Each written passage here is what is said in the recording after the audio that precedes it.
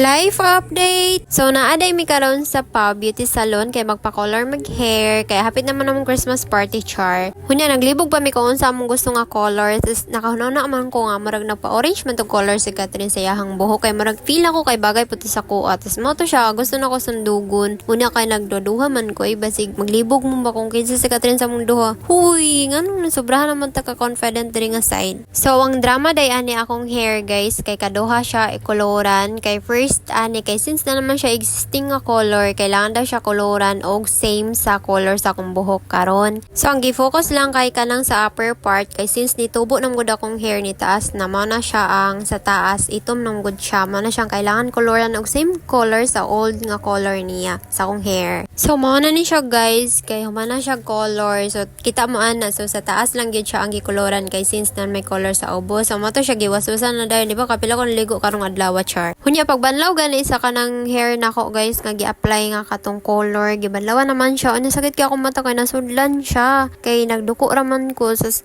ang kanang gibanlaw gani niya kana sulod sa akong mata so mato nagluluha akong mata pero nawa raman pud siya. Pero pansin ako ano kay murag di gwapa naman ko bisag kani pa lang na color o dili pa gani na siya kanang final look pero gwapa na lagi ko diri nga side murag pwede na nga dili na tiwason char. So after gibutang ang first color giblower na dayon pod nila kay para i-apply na pod tong final gyud nga color which is katong murag orange or gold murag mahugan ni something inato basta kalimot kung saan nga color akong gipili basta ingon ko nga dili kayo same gyud sa color ni Catherine char. So nahuman na siya ga-apply guys kung makita ninyo mara siya kanang pula kana siya excited kay kung maugan na siya I mean makanang banlawan na gani na i-blower na din kung unsa gid ang result di ko sure kung bagay ba siya or dili basta yun ang ambot na lang gyud me basta amo ang gipili-pili lang gyud mo color didto ana pa-suggest lang pud namo ang taga didto ako unsay bagay sa moa. Hunya aside sa kanang nice kailangan services ninyo sa Pau Salon guys kanang butan mo guys sila kanang hagad sila kanang snacks kanang pinaypay char. So gibanlawan na dayon akong hair guys I'm excited kay ko kung unsay kanang final look niya ay inani na siya guys ana siya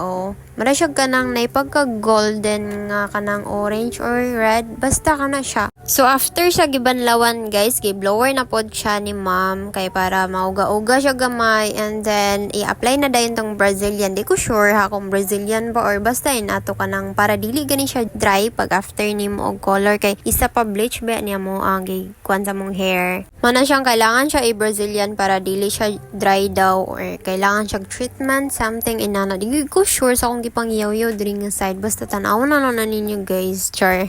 So mana siya guys gi-apply ni ma'am katong murag shampoo something inana gani nga para pang smooth sa kanang hair nga dili siya dry inana siya guys. So after siya gi-Brazilian gahulat na po ko another og pila ka minutes na pod kay bago siya i-blower. So after pila ka minutes kay gi-blower na dayon ni sir para sa final look dayon na to. So excited na kay tamong gwapa no. So happy tigay siya mahuman guys. So na siyang partial niya nga color gyud char mo no gid bitaw na siya nga color guys. So mao ni siya ang final look guys. So nice kaayo siya as in wala ko na disappoint kay ngano kung unsa ang color nga gipili nako magyud siya ang result guys as in ganahan kay ko sa Pau Beauty Salon. Feel ako kay fresh kaayo ko ngay ngano akong hair ganahan kay ko sa akong hair. Huy, kagwapa ba? Nice kaayo siya, guys. Awa gani, di ko wagat overchar, di ba? OA kay ang first son. Ilabay bichar. So, kay human naman ko, niya akong kauban kay maupay pag-blower sa yung hair. So, at least, final naman pa na siya. Hapit na mahuman. So, yeah, human na siya, guys. So, mana yahang hair. So, highlight din na siya, guys. Feel na mo ano kay gwapa kay mig aron nga panahon na unya nakalimtan sa namo kadali nga among mga allowance nga gipangbayad ani among pagpa-color. Wala na may mga allowance guys. Unya wala pa gyud na kontento sa gasto dito sa buhok ngadto pag gyud og Watson guys kay daghan dag sigil sa Watson guys. Mo to nga to mig Watson kay puslan man nakagasto na ta hotdo na tong kwarta uy. Para magtinga na lang ta sunod adlaw ba. Unya katawanan kay naw akong kauban wala nagbayad siya murag nasad man noon siya. Aw ganyang naong murag bat malangkot ang beshi ko char. Unya pag humana mo dito sa Watson guys nangadto pag gyud mi sa TQ which is dito mi na ni hapon di ba mahal kay pag pagkaon dito guys. Unya dito pag yun namong napili nga kanan, di ba? Lami kami pang sagpaon. Kana ganing makahilak na lang ka sa kagasto namo karong adlaw. Hay kami day makahilak guys. Dili day ka mo char. Pero nice kay ilahang Christmas tree guys. Awa gani unique siya kanang ambot unsa na siya. Basta unique siya char. So nag-order na dayon mi lechon kabali among gi-order guys. So isa ra gud ka order uy kay maaari ma-afford char. Nagpalibre ra bitaw ko sa akong kauban. Di ba? Siya man offer char. So, we're waiting for our order. Sakam sa taas, guys. Ngit-ngit kaayo siya. Muna siya ka na ngit-ngit. Ay siya mong gi-order, guys. Lechon kawali. So, na sila ganang sarsa. Sarsa ba na, ano? Kana siya. Tapos na sila free nga juice. So, diniara ni siya sa iced tea di ay.